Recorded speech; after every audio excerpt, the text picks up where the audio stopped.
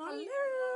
Welcome. Oh, thank you so much. I can't believe it's my first time here. This is amazing. Oh, wow, this is my studio.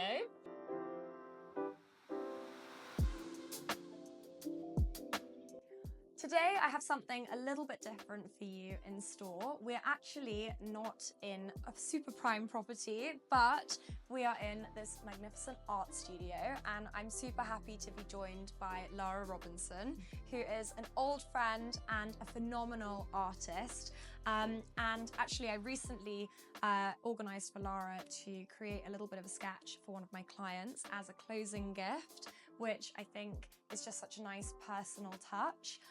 But I wanted to come and see you today and sort of show everyone your studio, and I guess this is really where the magic happens. But without further ado, Lara, would you like to perhaps introduce yourself?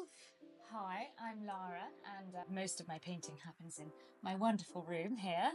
And yes, I mean, I'm an oil painter, and I sort of was traditionally trained, so I've always painted from life, and then since then I have developed sort of my own style a bit more, and now work from photos and try and sort of maximise everything and explore everything.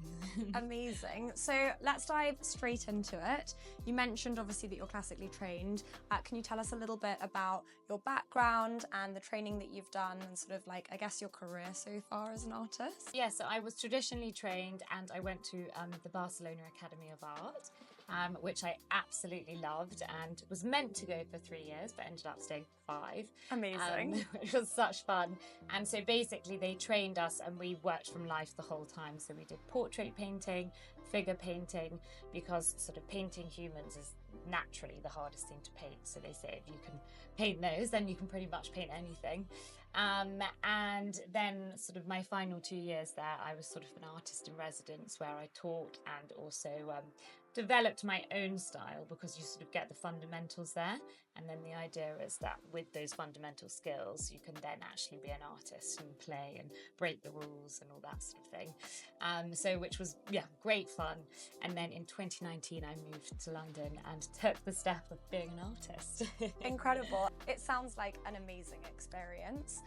Did you always know that you wanted to be an artist and that art was something you wanted to pursue as a career, or what was the first moment that you were inspired and attracted to art?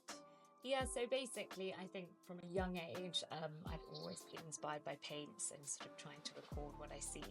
And I remember, I think I was incredibly young, but as a child my grandpa took me out landscape painting, and I think ever since then I was hooked. And then when applying to sort of school, I did get the art scholarship, so that obviously drove the momentum. And then I just spent sort of all my days at the art school, and I think it was basically the only thing I can do, so I just thought, gotta do it. That's such a nice story. I love that story about your grandpa as well. It's really sweet lovely. That somebody in your family can kind of inspire you in that way, and also something that I guess sort of can start as a hobby, then turns into something so much more. And now you're obviously extremely established, very experienced. You mentioned, and I thought this was quite a nice point, learning the fundamentals and getting the foundations in order to be able to break the rules and play and develop your own style. What do you think has been crucial to you to sort of play with or develop upon in creating your style, and how would you describe your own style?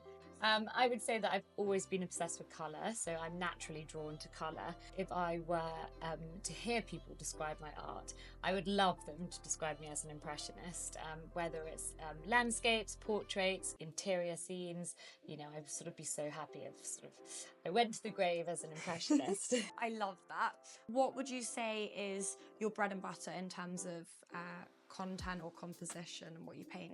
So generally speaking, when it comes to bread and butter, I always take on commissions, and I accept anything. So whether it's portraits, landscapes, still life, and that's quite fun because obviously that's the client telling me what to do. But alongside of that, I always prepare a body of work that I then put on a show. So I probably put on a show about once every 2 years, and that's my own inspiration. I've sort of done sports, I've done landscapes, still lifes, everything. And now my next sort of body of work, I'm very excited because that's all sort of the party scene in London. So as we can see here, I've got a few party shots of flamboyant dresses and that sort of thing. So that's sort of what I'm focusing on at the moment. From my perspective, when I walk into a space like in real estate, it makes such a difference when there's art on the walls, and the type of art can really impact the feeling you get when you walk into a property. And I have a lot of clients who might buy a property and then they have to go through the renovation process and think about what art to hang on the walls. Is that something that you ever do for clients? Like, has anyone come to you with a project where they're like, we need to fill this whole space or this whole house? Is it something you've done before? Yeah, absolutely. I've been asked to do sort of, let's say, a collection of work for some country homes, people who sort of live in Scotland, for example. So yes, I think some, especially centerpieces, what I call centerpieces are the big pieces in either hallways or kitchens or living rooms. People generally have an idea of sort of roughly what they want to be there and the subject matter. So sometimes I do get people coming to me saying, I want it this size and I want this, please paint it.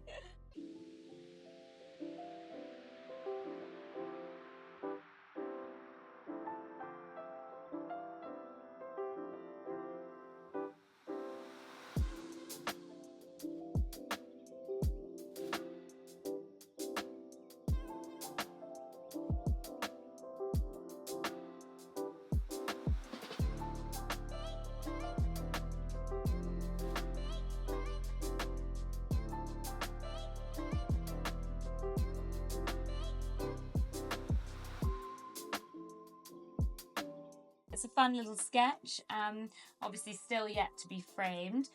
So once it's dry, I will then varnish it, which sort of gives it that final little kiss and everything. It looks beautiful. I'm so happy with it, and I think she's gonna love it. I think you've really captured the essence of the building. The colours are fantastic. Oh, I really, really like it. It's better than I imagined. Thank you. Well, hopefully when it's in its frame, it will just have that final magic kiss. And yes, the clients will love it. Perfect. So Lara, thank you so much for having us today. I've really enjoyed visiting the studio. It feels like such a peaceful space, and I can see how you can get easily inspired here and create all of these beautiful pieces of art. For anyone who's watching who would like to, I guess, either follow your journey or get in touch about an artwork, where can everybody find you? So my website is Lara Robinson Art, and my Instagram is also the same. I'm also on TikTok as well, so you can find me on all those social media channels. Perfect. Thank you so much. No, thank you very much. So nice to show you today.